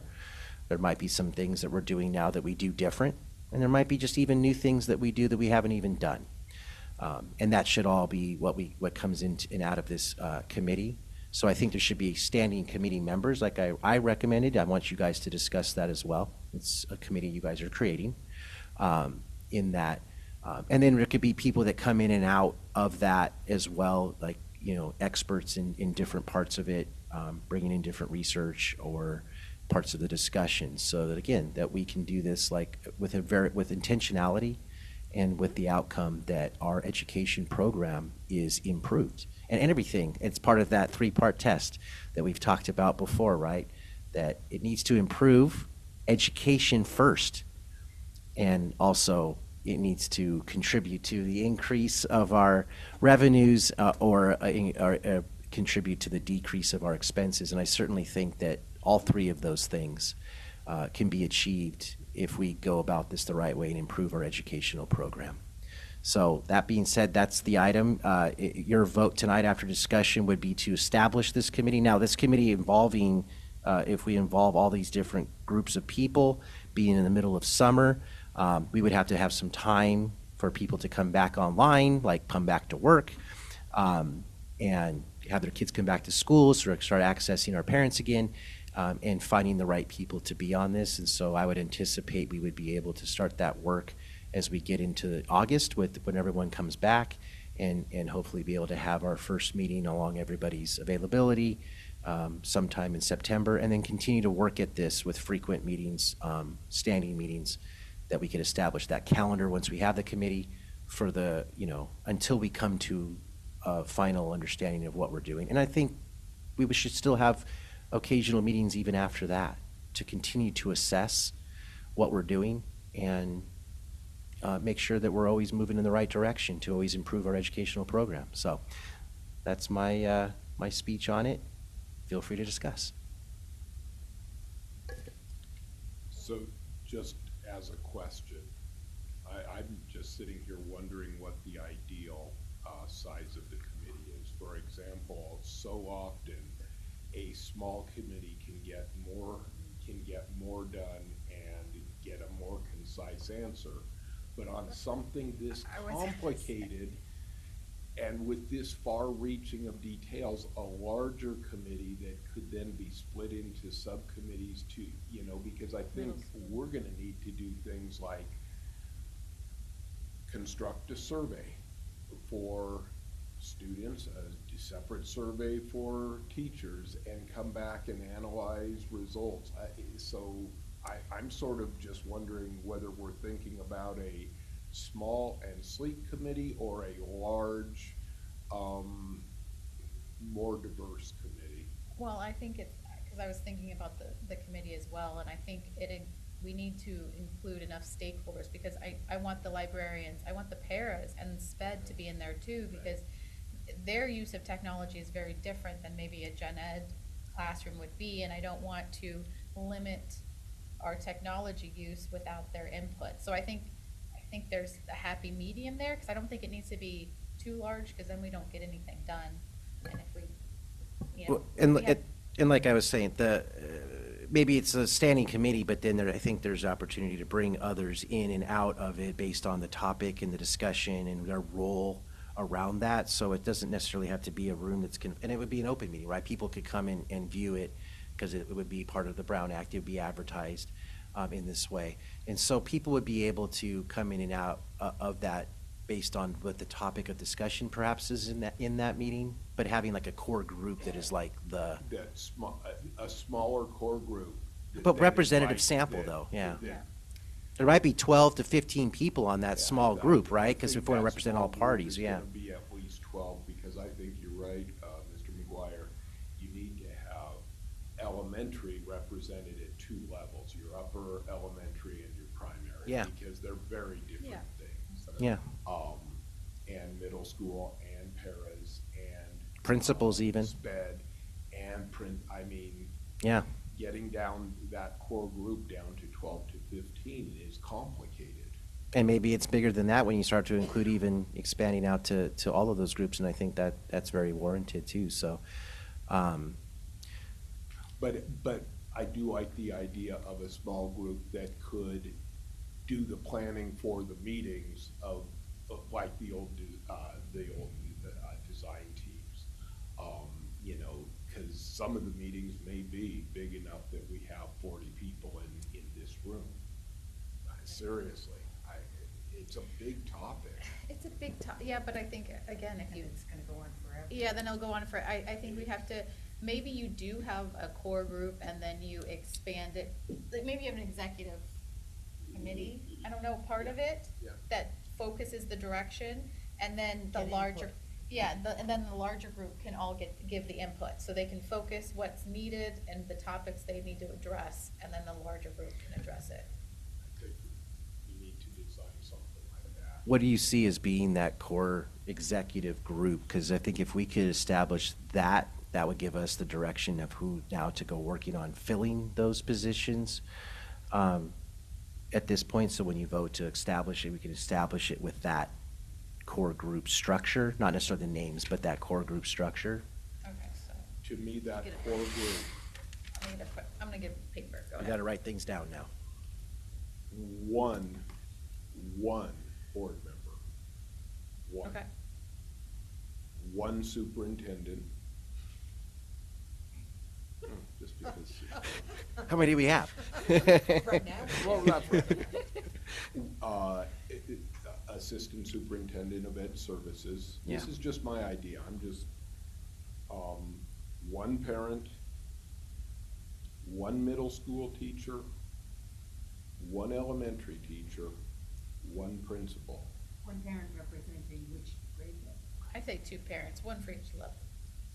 Middle and elementary. One elementary, one. Fine, Yeah. one elementary, but remember, this is the directing group. Yeah, This is but- the group that's organizing, so but they're again- not the ones giving all the input. No, but I They're think, just- I think Yeah, we're gonna that's split it, fine, because that's again, the elementary's gonna have a different focus So, than the middle. so then two teachers, one middle, Yeah. one elementary, not separating out into upper and Yeah. lower yet, at this level.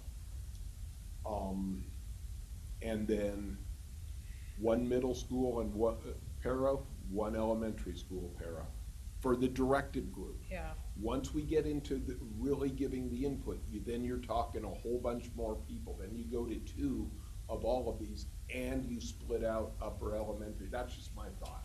How many does that come up to? well, and then I think one librarian. Sure. What And does don't we that- need the director of technology? Yes. We're at least 12 now. I've lost You're at- lost track. That's 11? That's good, cumbersome. okay. Even that's big. But I mean, it's a big topic. but it's not 40. So I think, We're a big district, and so that's we're a pretty representative yeah, sample. I think that's a good sample, and we might find that we, in the bigger, so I think we could have this core group established, and then we could create the parameters for the bigger group in that first meeting and the focus. I think we also need to put in a CSEA Oh, yeah. appointed rep and a triple EA appointed rep. Certainly, if we start changing the dynamics of the workday, we're gonna wanna involve and have them walk alongside of us with this. And I think there's an interest in both of those groups we've heard from. We've So heard that it from would, the that would SEMA, yeah. be 13 at this point, even though they'll have additional representatives Yeah. of the teacher, the para, the librarian, you know, but someone that they assign. Yeah, absolutely. Okay, so if we have this list, and then, so we'll vote to establish the core group of this list in the technology committee, and then do you want a board member? Do you want Doug to volunteer for the? Well, he said one board member. One board member. Well, I mean, that's for the core directive, the core guiding group. The idea of this is for the core guiding group. Yes. That will Yeah. then establish the overall group, I think is what we're saying. For So the grade, and that might involve 2 board members. Right, But yes, I would say one board member. I know, I'm saying, who would like to do that? You have to decide that as a board. Yeah, who would like to do that? Well, we have to establish the committee first, don't we? How about one community member? That's in the bigger group. Joe, don't, Before we assign a name to it, Establish the structure of it. establish the structure. That's fine too, but I mean, we're having the discussion right now. And I'd be more than happy to do it, and next year I'll be able to do it. You keep having grandkids, I don't know. That's- Your burden's not lessening. Ms. Cagle, how many weeks of maternity leave That's are not they for you. going to be getting? What? That's not for you. It's not for me, but guess where all my kids work? Okay, so actually, I have one more question before because I know time is of the essence is important because, at the same time, there's a lot of complexity to it. But I think, I was wondering, and this might be a question for you, Rick, because a lot of the feedback in the last couple months have been that the district has had these mandates that the teachers must do iReady for 30 minutes a day, or, I mean, I've heard some wild numbers of what they require, or what we have required of them. And so I was wondering, is there gonna be any clarification of that before, I know this technology committee won't be established by then and making decision, giving guidance yet, but is some of that going to be changed? Because I feel like that's, holding teachers back. They feel like they have to make the students use the iPad, and every time I talk to them, I'm like, no, you don't need to use the iPad. They go, well, we have to. I go, I don't think so. So if you could give clarity, or will there be clarity given before the school year starts? Certainly. We're already planning for our leadership summit with our principals, which will take place on July 28th and 31st. And one of the topics is around technology expectations. And so this is a topic that will continue to obviously be discussed. Definitely this committee will support that. But the expectation, or what has been communicated, is that students were expected to do 30 to 40 minutes of iReady in both content areas. A week. And so what we've also noticed is that a lot of our students do more than the minimum requirement. But even this requirement, we really need to revisit it and discuss, like, is this a necessary requirement? What we're wanting to do is, as I mentioned before, move away from consumption. And it's not just the iReady expectations. We noticed that a lot of our students are spending time on other apps that are similar to iReady in just this consumption mode. So with the Leadership Summit, this will be a hot topic, definitely a topic that we'll discuss But it's also been a topic that we've been discussing over the past several months with our principals around what are these expectations. And so the minimum requirement, we're going to make the recommendation that that's no longer established, that it's That's actually. what I wanted to hear. at the- So there will no longer be a requirement from the district that a teacher has the students on an iPad for a certain amount of time. For what we're talking about is the iReady, the 40-minute minimum, maximum for both subject areas per week, that those are the lessons. I think the assessments that we get, that data that we get Obviously, from that. Okay, I should Right. clarify, yes. But I don't between mean the those I assessments. don't mean the assessments, but I Right. mean, when I go into a classroom or we get emails from a teacher and says, well, I have to do this, I have no other choice but to let them go on the iPad, and I always felt like that's not true, and so that's what I wanna make sure that's Right. clearly communicated to the teachers that, no, your students don't have to be on the iPad at all during the classroom day if you choose not to, except for assessments. I would carve that out. If I can just also share, there's also this misconception that time on the iReady learning path will equate to higher iReady diagnostic assessments. They're two separate things. Performance on the learning path does not correlate with performance on the diagnostic assessment. And what we actually know is the greatest contributor to that is teaching. And so if anything, it can actually have an adverse impact on a student's performance. There's performance on the diagnostic assessments.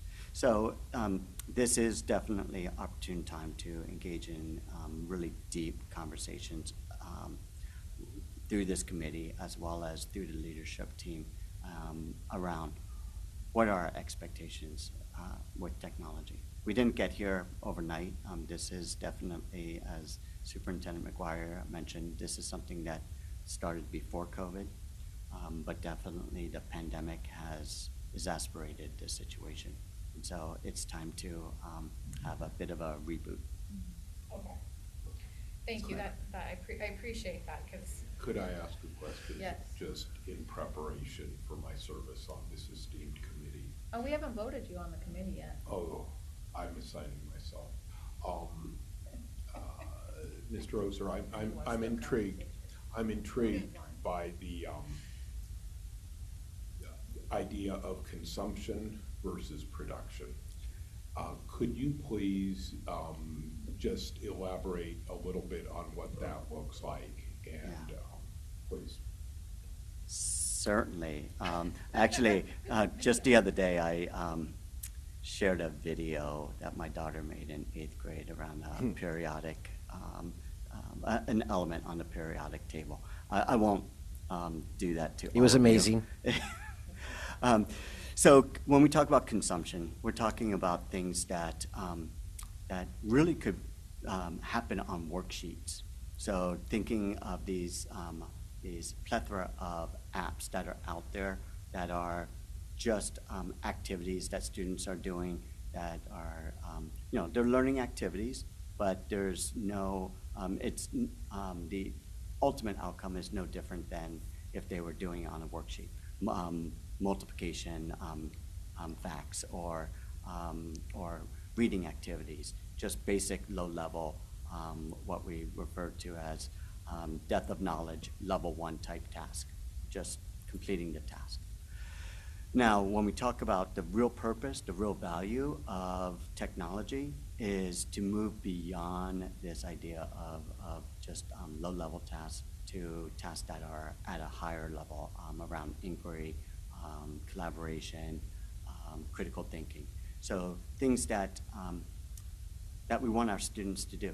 This is actually really fulfilling the framework for the future. When we talk about authentic, real-world type tasks, the activity that I was describing that my 8th grade daughter did around a element, which could very easily be done on a worksheet. Could talk about the number of atoms, the number of protons, neutrons, electrons, all of that.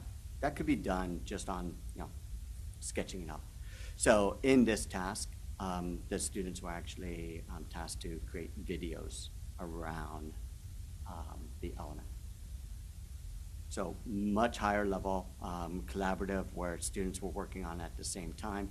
So these are the type of things that, that excite our students, deepen the learning.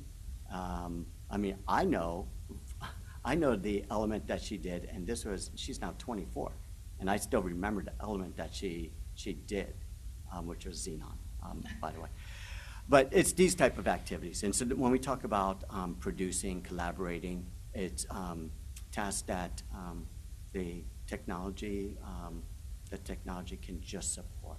And so that's the difference between consumption and production. So consumption, just consuming the information, producing, creating something that is much grander than if the technology wasn't there. Okay, thank you. And so some of the contracts we approved tonight, for example, and I'm not asking you to answer this now because this might take you until next week, where would you say Rosetta Stone, Edgenuity, and iReady fit into that pattern? Yes. You don't have to answer that now. Unless you want to. I mean, I feel like you want an answer. I think those are some of the learning apps that we have that would be more on the area of consumption. Even though some of them, have different values, different platforms, and I would not say that I'm an expert in any of those, but we do have a lot of apps that we're currently using, that we currently have contracts with, that are definitely in the area of consumption. And so those are the things that that this essentially, this very important technology committee needs to start making some, diving into and making some recommendations.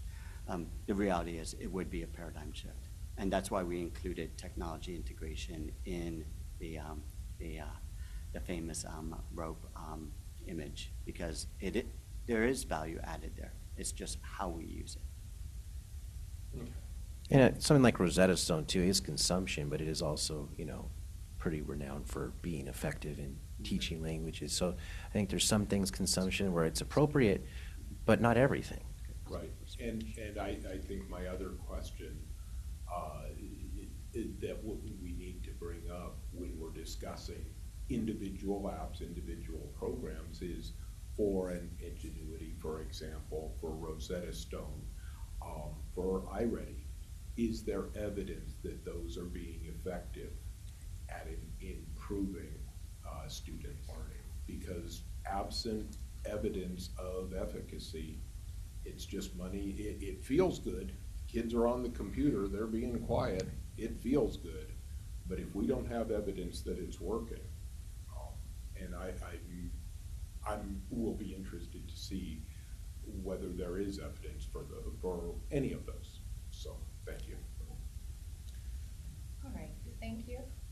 No other comments? Okay, So I think you can establish the committee, and I know with any of our subcommittees, like every year, then you guys do your assignments and whatnot, so I think you can establish it without assigning a board member, and Oh, then. we're assigning though. Well, I understand that's what's happening here, but like officially, we can establish the committee with the board member, and then you guys can decide who would like to be on it, which isn't necessarily, have Yeah, to be as a board, vote. yeah, exactly. Okay, perfect. So I'm going to look for a motion to establish the Technology Review Subcommittee with these, did we say 13? Michelle, you had 13? 13 positions that we had outlined, to hopefully start meeting by August or once school starts, once we can gather all the people. So do I have a? And I would make that motion with the amendment that we came up with 13 tonight. If that committee Yeah. says, no, we're missing a key group, Absolutely. they can expand it. So I would make that motion that we establish the committee with the understanding that the committee can revise the makeup of the committee as needed. I think that We would could be have a committee included. meeting to decide that. Yeah. No, I think that would be a part of any of our subcommittees, or if additional people need to be there. It's just a matter of which board members and the board's involvement in establishing the committee. Later on, we can make adjustments. All right, so do I have a motion for that?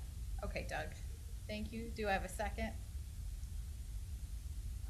Second. Joan, okay, perfect. All those in favor, please say aye. No, yeah. Aye. Joan? Aye. Okay, perfect. 4-0. And then, we all are, everyone's fine for Doug to be the first board member to start the ball rolling until there's a committee to kick him off of it. Yes? Okay, I think we have consensus. Excellent. And then, keeping with Doug, Doug, why don't you start with your members' reports? Okay, so I attended very happily the Del Dios and Mission Middle School promotions this year, both of them very, very well done. I will say that everything was outstanding. As a district, I believe that for safety's sake, we need to make sure in the future that our stages are secure, a little bit lower, and that they have handrails in each case. And because that, on each side, because really, for student safety for that one day, we want those to be secure. We've made progress. We need to make a little more with the handrail, and thank goodness we caught the girl at Mission who fell. Yep. I also met with Brandy Krebs of EEA just to discuss non-contractual items of mutual interest. That was very good. I was able to go to Mission Middle School to Miss Topolovac's 6th grade ELD class to see a number of the art work that they have done and the presentations they were doing about what is important to them in their lives. The students were very proud of the work they had done and were presenting it to other students from another class, and I thought that was really good. Not sure, I would like just to remind everybody as we're looking at the Central Elementary School, the safety of the potential safety fencing in the Kinder TK area, which I do think is important. I just want to remind everybody that the families and staff there are very concerned about the absence of any kind of shade structures at that school. There's very little, there are very few trees, and out there on 4th Avenue that cuts through the school, there's no shade, and it is an oven. So just want to keep that on everybody's radar. Ms. Gwen Smith today spoke of her special education paraeducators, and I just want to, I did my job shadow after job shadow day, after the last board meeting over at Del Dios Academy of Arts and Sciences. I just want to reiterate how vital our paraeducators are for our entire instructional program. I need to be careful with my words. They are in the middle of the kids' education every day. These are very, very skilled, educated individuals who are providing a service to our students that it keeps the kids on track. They become almost the primary instructors to the students that they're working with. And so I think we need to really recognize that, and recognize, as Ms. Smith pointed out today, the need for them to be able to collaborate not once a month, not a few times a year, but every day with the teachers. And because many of them do arrive either with the kids or after the kids are already in class, that has not in the past been possible. They need time just to be with the teachers, to talk, to become educated a little bit more, to coordinate activities, and I thank Mr. McGuire for putting that at the forefront. so thank you, because I know you've already put that issue at the forefront. I also will say that from my perspective, we really need to look at those positions and ensure that they are correctly placed on our classification system based on the education and the knowledge and the service they provide, as well as the difficulties that they may face every day.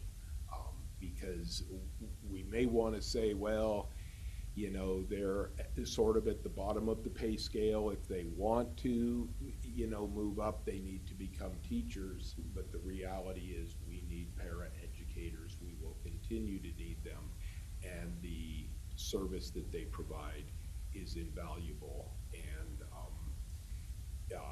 I'm not sure historically when this started of them, you know, being at the lower end.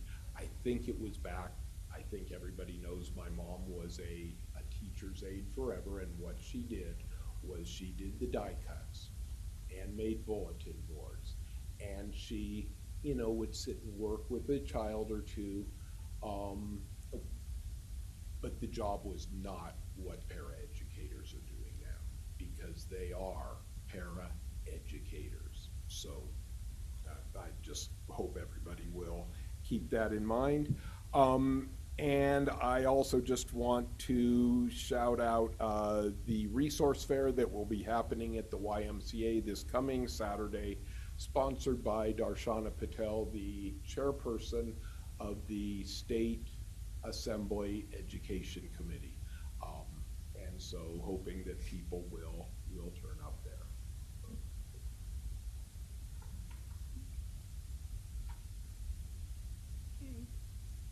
So I was very pleased to be at the awards night for Ignite, our famous dance team from Rose School.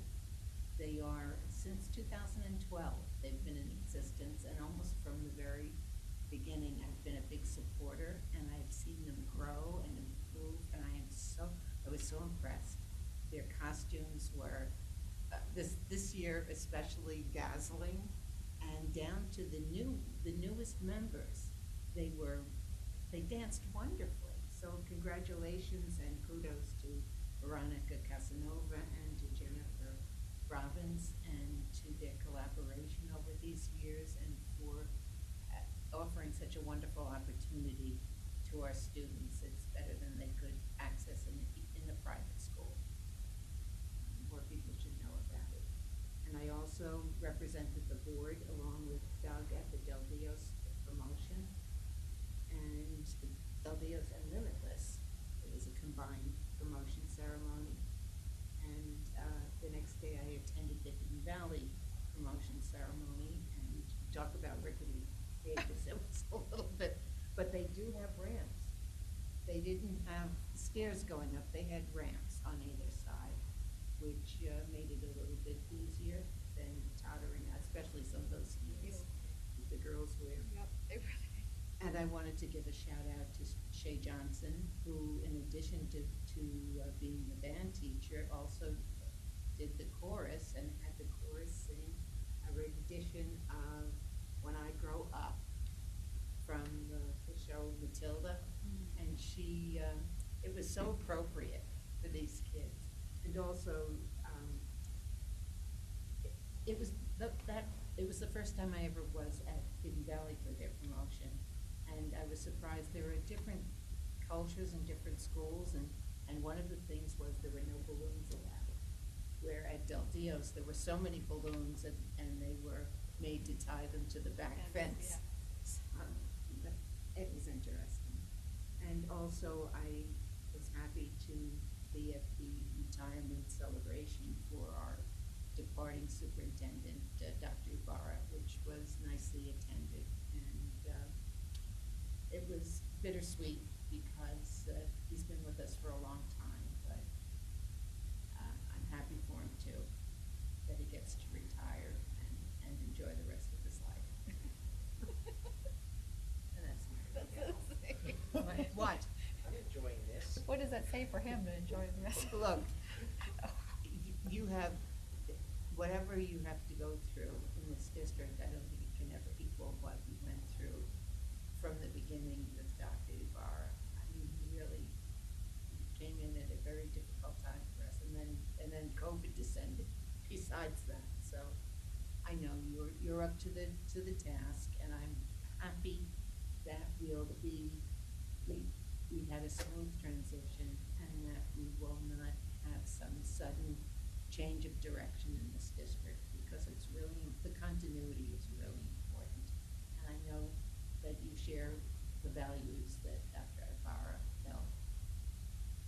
Look forward to seeing the district only improve and excel and continue to excel. Absolutely. I was saying, he's going to get to enjoy his life free of having to come to work every day, but he also did, and I can speak for him, enjoyed his time here.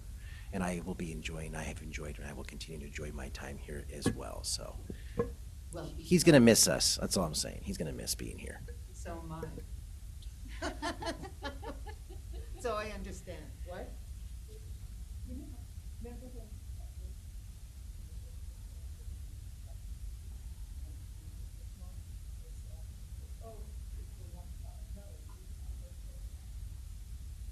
So here we are. Whoosh. Thank you. Thank you, Frank. I was lucky enough to go to the rank promotion this year. Done very well, as always. You always have and it was a good graduation. Having a new principal here, you never know exactly how it's going to go. Mr. White had it down to about 45, 50 minutes. I mean, he had it down. The principal was an hour and 15. Hour and 15. So it actually went really well. Everybody was doing really well. So it was done very well. So I was appreciative of the timeline and everything else being started getting going as we proceeded through it. So other than that, I just wanted to echo Doug's concern reference to the TK at Central. Talking to those teachers that were here and the parents. I mean, we had several discussions when they had their TK performance and their concerns reference to the safety of the kids and everything else. So the moment that we can move forward with something to protect those children and be able to kind of get that to something. That's all. Thank you, Frank. I went to Oak Hill, and I want to thank Patrick for organizing that and chaperoning me. But I went to the co-teaching preschool program. Liz joined me as well. And I'm excited. I want to see it at the beginning of the school year to see how it starts, because by the end of the school year, that was a flawless classroom. All those students, the preschoolers, knew exactly what to do, and you couldn't tell who the special ed students in the room were and who weren't. Excellent program, and I hear it saves us some FTEs, but has greater results, so I really appreciated seeing that. There was even a new student there who it was his first day, and he was having some problems, but because of the structure of the class, they were able to support him right away, and have a very positive day for him. So I really enjoyed that visit, so thank you, Patrick. I appreciate it, and appreciate the program that's put together there. I attended the DLP ceremony at Mission Middle School, where they honored all the elementary and middle school students who have either finished the program or working through it and working for that biliteracy seal on their diploma. Really enthusiastic group, and it's a difficult program, and those students really excel at it, so it's great to see them do that. I attended the 20th anniversary of Bernardo Elementary School, and it was great to see the community they had built there, and the original principal, he had given all the original staff a plank of wood, which is like a Navy, it's a Navy thing. You know the story better than I do, but if anyone had been to the Maritime Academy, they would know what a plank holder was. I know Mr. McGuire. I'm not going to get involved in this I never graduated conversation. from there, so I'm not required to know that. Okay, So, but a lot of the teachers came back with the planks that evening, and had them, and they had a picture, and so that was really special. But just a tremendous community they've been able to build there. Students, you know, anytime you get students coming back, that shows you what an impact you made in their lives. So it was great to see that. I then attended the end of the year PTA meeting, which is always a very robust meeting and a great crew there. I attended the NETS colloquium, which was the culmination of year 1 and year 2 of our beginning teachers. I mean, if you walk down the hallway, you can see the decorations, but that NETS team always goes over the top with their decorations. They even had stuff on the awning, so it made it look like we were under the sea. Always a fantastic job, and it was great to hear, and I apologize, I forgot my notes of the people that were at our table, because they were excellent candidates. One was finishing her 2nd year, and 2 were in their 1st years, but their presentations were excellent. And congratulations to the 2nd years that finished their NETs and, you know, can clear that credential. That's always a big relief, and they don't have to do any more inquiries for a while for their classrooms. And then I was invited by Mrs. Seema to the 5th grade versus staff end of the year kickball game at Orange Glen Elementary. The staff did not win, but I think the voting and the scorekeeping was a little rigged. So, but anyway, that was very fun, and everyone had a good time at that. I also attended the Ignite Dance Awards and Performance, where they did, if you saw the logo, that was Dr. Ibarra featured on it, and he had a small role in the performance as well. So always love sneaky boy. It's always lovely to see what they can. Their themes are always great, and just the program itself is fantastic. And what yes, it was again bittersweet to see that.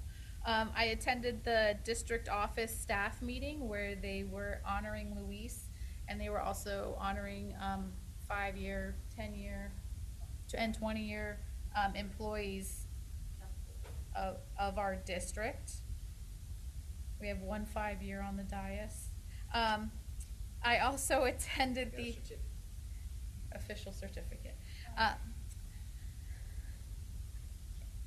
I attended the community schools steering committee, which again, we focused on the 4 pillars, and again, working to continually improve that program, and work on, you know, a lot of my concerns of how effective it's going to be and what sustainability it's able to provide. So I'm excited for the next year's steering committee, because I think we're going to get more presentations about what's actually happening on the school campuses, and that's going to help inform our decisions. So I appreciate that meeting. I met with a family liaison, and after a long conversation with her, one of the things I'm going to try to commit to next year is instead of the shadowing for ACE week, I'm going to try to shadow a classified employee at least once a month for several hours to really get more of an impact on what they're doing in their day-to-day jobs, and where we as a board can kind of help in those things. I also attended the quantum promotion, which was an hour on the dot, which was perfect. Wow. Yes. It was perfect. It was great. So always great to see all those families. And that is my report. Cabinet, does anyone have? Excellent. Yes, we're already late. Doug really put us late, so I apologize. Okay, well, in the spirit of getting through this, I just want to say that tomorrow, in honor of the Juneteenth holiday, our district will be closed. I won't go into the history lesson now that I was prepared to do, but I encourage everybody to do the research, read up about that, what that holiday means, but we will be observing it here in our entire district. Will be shut down tomorrow, back in business on Monday. So everybody out there, thank you. And thank you for the year that we've had, and looking forward to many more years to come. That's it. Can I hit the gavel? No, don't touch it. All right, our next meeting will be Thursday, June 25th at the Escondido Union School District Carolyn Gilbert Education Center. We will not. Okay. At the next meeting, we will take time to honor our outgoing superintendent, Dr. Ibarra. So I'm excited for that. And I hear there will be cake. Or was that a surprise? It's no longer a surprise since you just said it out loud on the microphone. He's not listening. It's okay. It'll be a surprise to him. But we do not have any closed session, so I will adjourn the meeting. Thank you all, and please drive home safe.